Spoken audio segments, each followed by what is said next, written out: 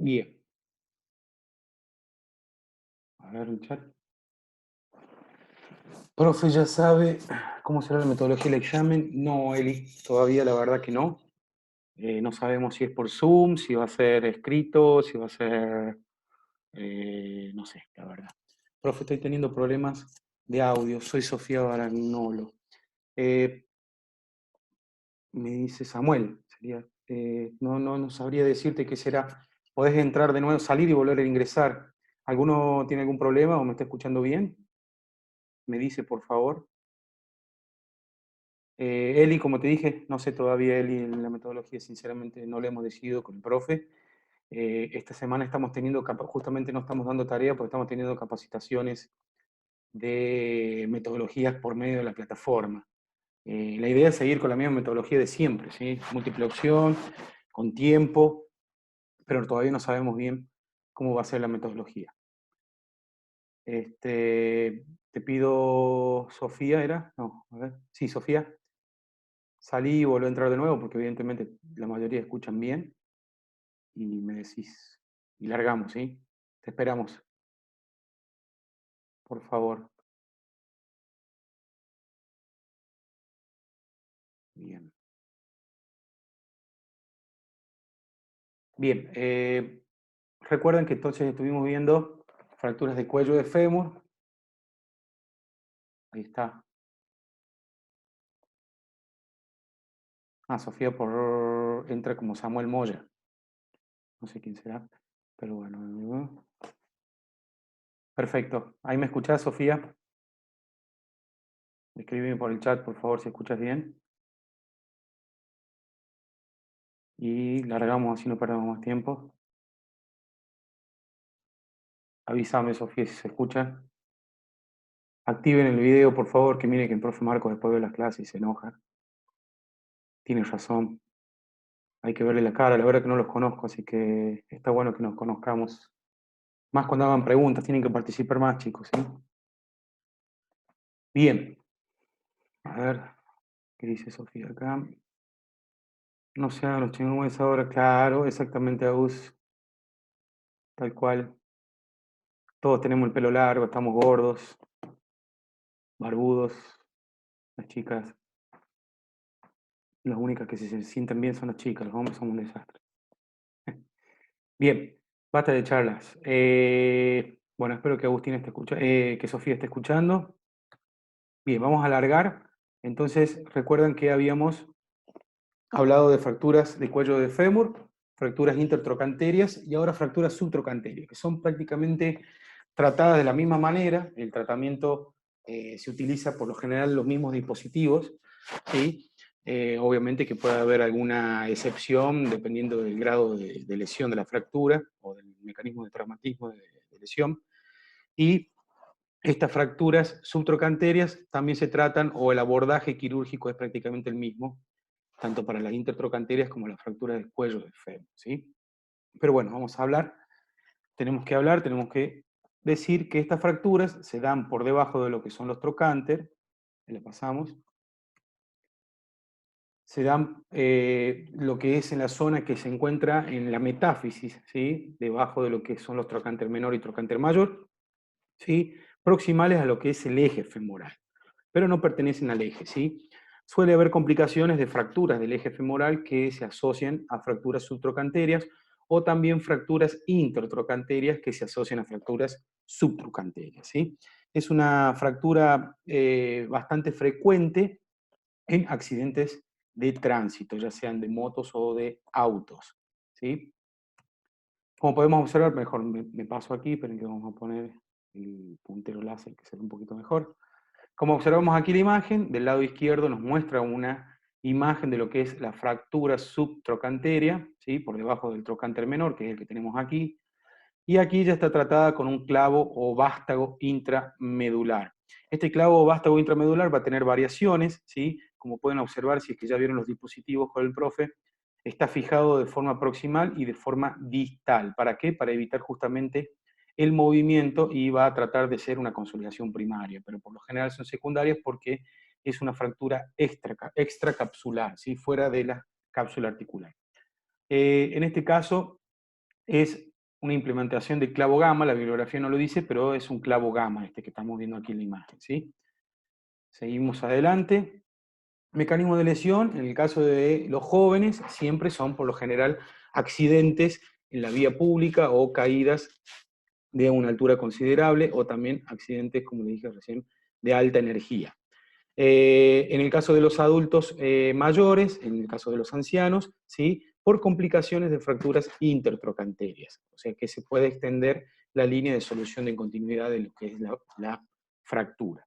En el caso de fracturas patológicas también, aquí no lo nombra, pero suele ocurrir, fracturas patológicas, ¿qué quiere decir? Que haya alguna patología a nivel del tejido óseo, con una debilidad, como por ejemplo, hablábamos, recuerdan, de la osteoporosis menopáusica, o de alguna osteomielitis, ¿sí?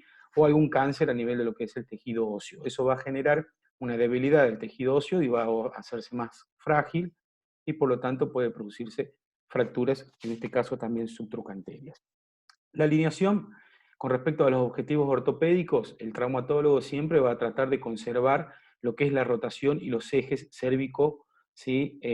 Diaficiarios con respecto a la cabeza femoral. En este caso, el ángulo, ¿se acuerdan que habíamos hablado de la clase anterior? El ángulo, ¿sí? De anteversión, que en relación a los cóndilos con respecto al cuello anatómico, de 15 a 20 grados respecto al eje del fémur, ¿sí? Y en el caso de la estabilidad, siempre va a tratar de buscarse, en este caso, más que nada como son fracturas subtrocanteras o por debajo del trocánter menor, ¿sí? Hay que tener en cuenta de que no se hayan fracturado también lo que es la zona del calcar femoralis o del calcar femoral, que es donde hay mayor apoyo medial. Y obviamente para resistir la compresión de la fractura se va a utilizar distintos dispositivos. En este caso, cuando se utilizan clavos endomedulares o los vástagos endomedulares, que es lo mismo, ¿sí? Obviamente el traumatólogo a evitar utilizar ciertos tornillos que van en la zona medial del calcar femoralis. ¿Por qué? Porque pueden estar dañándolo en este caso. Con respecto a los objetivos de rehabilitación, son prácticamente lo mismo que los que venimos hablando en las fracturas anteriores: amplitud de movimiento, fuerza muscular, los objetivos funcionales, ¿sí? Estas amplitudes de movimiento hay que tratar de que el paciente obviamente tenga una buena flexión de cadera, sobre todo llegar a los 90 grados para poder sentarse, ¿sí? Y mejorar y restablecer todo lo que son los movimientos de, obviamente, de la articulación de la cadera y siempre todo lo que es rodilla y tobillo. Y en este caso la bibliografía no lo nombra, pero sí hay que mejorar la movilidad de la articulación sacroiliaca, es sumamente importante para evitar dolores e hiperlordosis o dolores lumbares, ¿sí? En el caso de la fuerza muscular, se acuerdan que la incisión quirúrgica es prácticamente la misma, o el abordaje, mejor dicho, es el mismo, tanto, perdón, tanto para las fracturas intertrocanterias, las fracturas del cuello. Por lo tanto, el vasto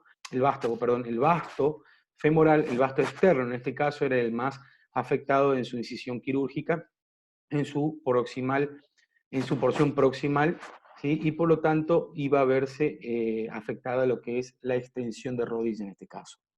Luego también tenemos el abordaje posterolateral, en donde el tensor de la fascia lata iba a verse afectado y también iba a verse afectado el componente glúteo, ¿sí? Que después nos podía generar una debilidad en Trendelenburg, del glúteo medio más que nada. Aquí habla del glúteo medio, bueno, la bibliografía, como es de traumatólogos, por ahí nombra mucho lo que es la función de cada músculo, que esto nosotros ya lo teníamos que saber, dar prácticamente de memoria, ¿sí? Y los objetivos funcionales sería restablecer el patrón de marcha y caminar de forma independiente, ¿bien? Obviamente va a depender de los dispositivos que se vayan a utilizar los objetivos funcionales, siempre y cuando se pueda realizar la carga de forma precoz. Tiempo previsto para la consolidación ósea de 12 a 16 semanas, y tiempo previsto para la rehabilitación tenemos 16 a 20 semanas aproximadamente, un tiempo previsto y muy parecido a lo que es los tratamientos de las fracturas anteriores. El método de tratamiento, ¿sí? En este caso el método de tratamiento traumatológico, el vástago intramedular o clavo endomedular, es lo mismo, ¿sí? Es un sistema de protección debido a que va a haber un bloqueo, como dije al principio, un bloqueo proximal y un bloqueo distal. Deben haber visto ustedes los dispositivos con el profe, que estos clavos endomedulares pueden fijarse tanto proximal como distal para evitar sobre todo la rotación. En el caso de una fractura, por ejemplo, de un eje diaficiario, se fija de forma distal o de forma proximal para evitar que los fragmentos roten. En este caso también se utiliza para darle protección sobre todo a las fracturas subtrocantérias, ¿sí?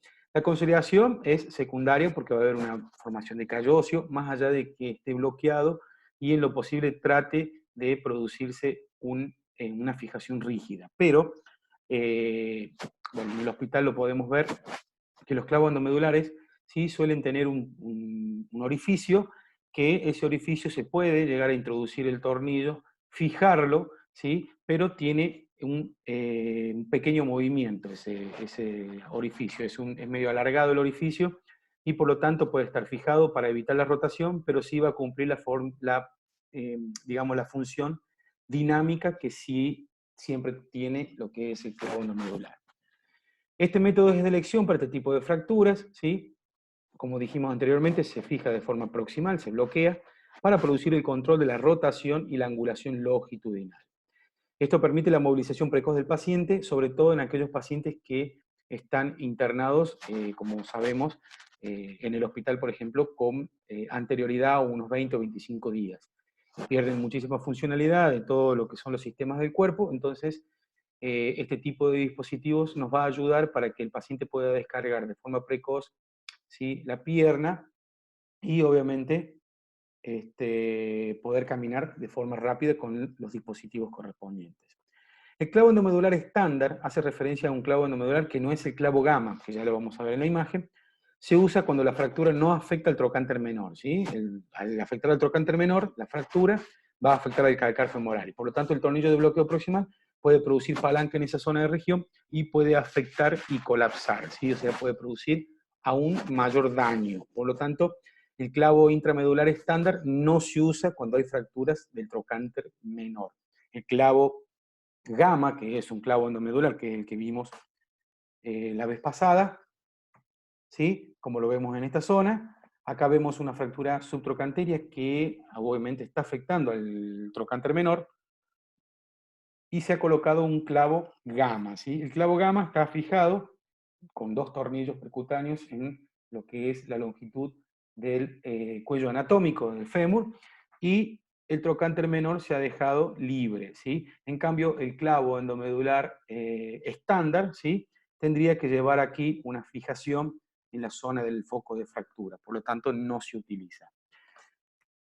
Aquí podemos observar otras imágenes, ¿sí? Esta fractura que les estoy marcando aquí con el puntero sería una fractura subtrocanteria, pero ya está más cerca de lo que es el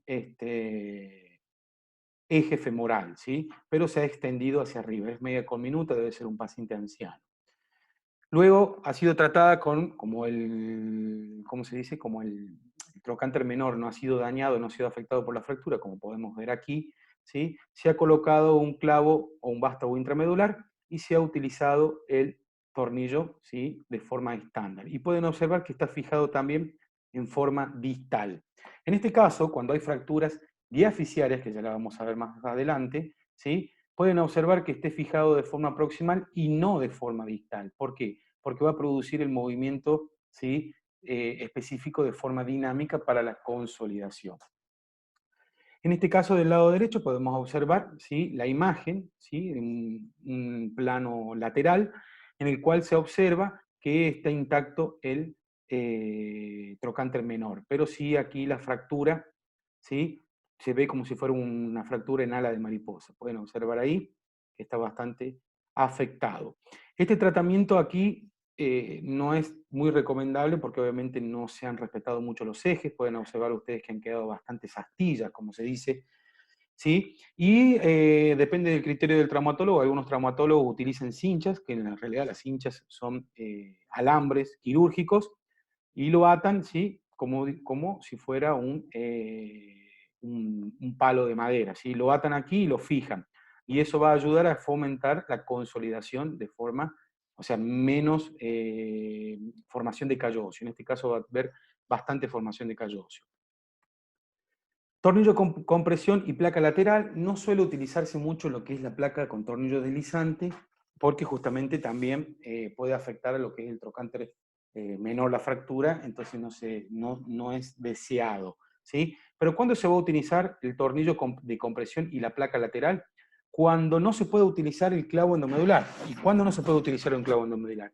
Y cuando el paciente es muy anciano y tiene problemas, por ejemplo, en el ingreso, si hacemos para atrás, donde ingresa, por ejemplo, en el trocánter mayor, en lo que es el clavo endomedular, o por problemas de osteoporosis, ¿sí?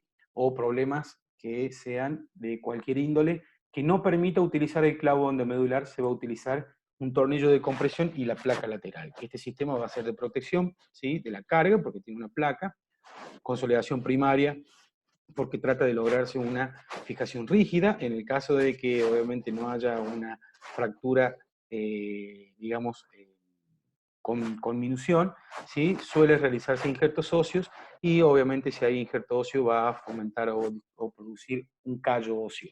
Por lo tanto, puede ser secundario. Pero se intenta, ¿sí? Siempre en lo posible utilizar el clavo endomedular y sobre todo el vástago intramedular, que es el clavo gamma, ¿sí? Que no es el estándar que utiliza habitualmente. Eh, el tornillo de compresión y placa lateral, ¿sí? Este tornillo se suele utilizar para mantener la longitud de lo que es la fractura, en el caso de que haya sido una fractura por encima de lo que es el eje femoral, y este dispositivo suele utilizarse en los pacientes jóvenes que han experimentado tipos de fracturas conminutas, ¿sí? Y han perdido longitud de lo que es el miembro.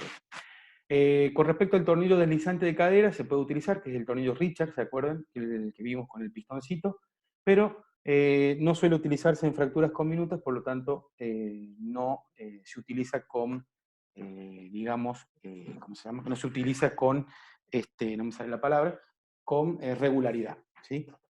Bien. Aquí observamos la imagen, es prácticamente la misma imagen que vimos en la clase pasada, y aquí observamos una fractura subtrocanteria, ¿sí? Bien alta, ya prácticamente afectando lo que es el trocánter menor. Pero en este caso, como no afecta el trocánter mayor, se dice que es una fractura subtrocanteria y no una fractura intertrocanteria. Aquí tenemos colocado ya el Richard, como pueden observar, en esta zona se ha colocado un tornillo aparte, ¿para qué? Para poder fijar lo que es el trocánter menor en este caso. Es una fractura tratada con un tornillo deslizante de cadera y encerrajado con tornillos en el trocánter menor, complementando, ¿sí? Con un injerto óseo en la cara medial, ¿sí? Toda esa parte negrita que se ve ahí, sí es un injerto óseo. Y en ese caso, lo que logra, obviamente, en pacientes jóvenes, es mejorar la longitud del miembro, ¿sí? En este caso del fémur. Consideraciones especiales de la fractura es prácticamente lo mismo que las que venimos hablando. La región subtrocanteria del fémur es una región con mucho estrés, ¿sí? Recuerden que está por debajo del calcar femoralis, y debido a la combinación de fuerzas de gravedad y de los músculos glúteos que se insertan en el fragmento proximal, pueden obviamente haber gran rotación de los fragmentos y por lo tanto pueden ser más graves el desplazamiento de estas fracturas. Con respecto a las lesiones asociadas, tenemos un hematoma inestable. ¿Por qué? Porque es bastante vascularizada esta zona, que ya veníamos hablando de las fracturas intertrocanterias, y ese hematoma sí puede hacerse un sangrado bastante severo interno y puede afectar a lo que es la cara anterior del muslo, si no se reabsorbe digamos, de forma precoz. Luego tenemos el embolismo, que el embolismo es obviamente afectación a nivel del pulmonar, una afectación a nivel pulmonar. Esto suele suceder después de de las 48 y 72 horas de que el paciente sufrió la fractura, ¿sí? Hagan de cuenta que son coágulos que viajan por la sangre y pueden producir obviamente embolias pulmonares, ¿sí? Por el taponamiento de ciertas arterias, en este caso de las arterias pulmonares. Y obviamente puede producir algún tipo de infarto o deficiencia respiratoria.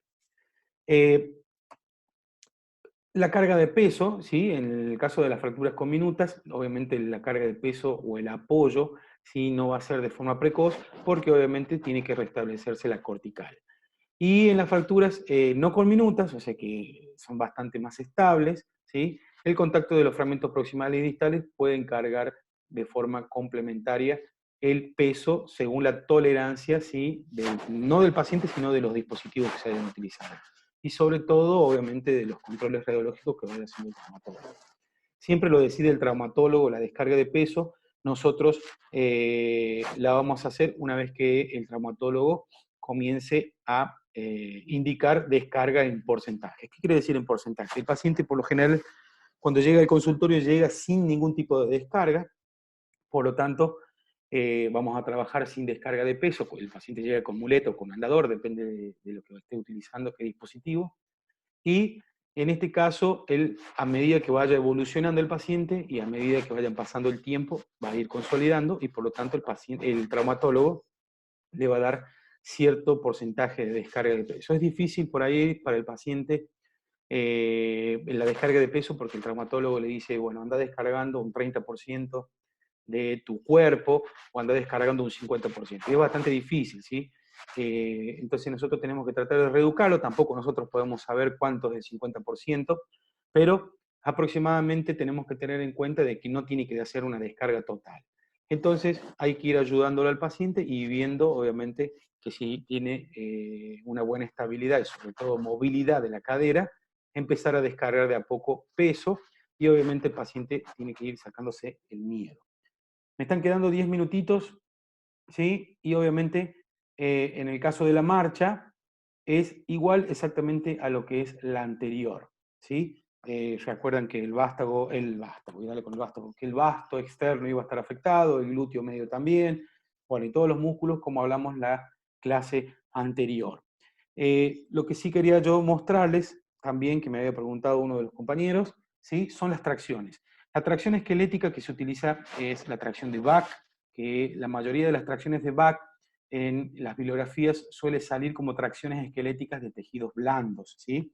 Pero en este caso es una tracción esquelética, obviamente, como lo muestra en esta imagen. Primero, ¿sí? Se va a colocar anestesia sobre cerca de la tuberosidad anterior de la tibia, ¿sí? Aproximadamente 2 centímetros hacia la derecha y 2 centímetros hacia la izquierda. Y luego, bueno, aquí muestra un taladro bastante añejo, pero en realidad se usan taladros eh, de verdad, el que tienen en la casa, nada más que están esterilizados, ¿sí? Y aquí ya se coloca el clavo de Steinmann. Como vamos a ver en la próxima imagen, ¿sí? El clavo de Steinmann ven 2 centímetros por encima de la tuberosidad anterior de la tibia y 2 centímetros a los laterales. Bueno, acá marca 3 centímetros. Eso va a depender obviamente del paciente. En la mujer por lo general son 2, 2,5 y en el hombre pueden ser hasta 3 centímetros. Pero dependiendo del criterio del traumatólogo. Y las tracciones, ¿sí? En el hospital la mayoría de las veces se realizan en este punto, de la tuberosidad anterior de la tibia. Pero, ¿sí? Lo ideal para las fracturas de fémur, de la diáfisis o las fracturas que son subtrocantérias de cuello, lo que sea, lo ideal es hacer una tracción de la zona metafisiaria del fémur, o sea, 2 centímetros por encima del polo proximal de la rótula, ¿sí? En esta zona donde indicamos acá, supracondilia, ¿sí? ¿Por qué? Porque nosotros traccionando de acá tenemos una mejor tracción de lo que es la fractura, en este caso de las intertrocanterias, subtrocanterias o lo que sea. Pero si nosotros traccionamos desde la tuberosidad anterior de la tibia, vamos a tener disminución o déficit porque tenemos una tracción de la articulación. Pero la mayoría, aunque ustedes no lo crean, se colocan, ¿sí? De esta zona. Ahora, el criterio del traumatólogo, ¿cuál es? Que cuando se coloca de esta zona es el 10% de su peso corporal. Cuando se coloca supracondilia es el 7%. Es prácticamente lo mismo, ¿sí? El mismo efecto lo va a cumplir. Acá podemos observar, bueno, acá se omitieron lo que son los estribos, ¿sí? Y podemos observar las dos tipos, varias tracciones, porque en realidad tenemos la tracción de talón, la tracción a nivel de lo que es, lo que es el platillo tibial inferior, acá en la tuberosidad anterior de la tibia y en la parte supracondilia, ¿sí? Lo que nos interesa a nosotros son estas dos en este momento. Más adelante vamos a ver cuáles son las otras. En este caso, el traumatólogo tracciona, como les dije, con el estribo. Estos tipos de estribos se utilizan. Estos estribos, vieron como estábamos en la primera imagen, se va a colocar la clavija de Steinmann aquí, la soga va en esta zona y va directamente a la tracción a la roldana. Acá hay otra imagen, y esta es una imagen, no es del hospital nuestro, pero es muy parecida a lo que nosotros podemos ver en nuestro hospital. En nuestro hospital obviamente vamos a ver los estribos, acá está el clavo de Steinman, ¿sí? La fractura evidentemente ha sido de fémur, y el estribo va directamente a la roldana, distintas roldanas, y aquí tenemos el peso. En los hospitales, cuando hay muchos pacientes, se terminan los pesos, aunque no lo crean, y colocan bidones, sueros, etcétera, etcétera. Un bidón de 5 litros obviamente pesa 5 kilos. Y así lo van calculando. Aunque no lo crean, bastante precario, pero bueno, es una tracción al fin, ¿sí? Entonces, eso es lo que les quería mostrar de las tracciones. Ahora me quedan unos minutitos para que ustedes puedan hacerme preguntas al respecto rapidito, ¿sí?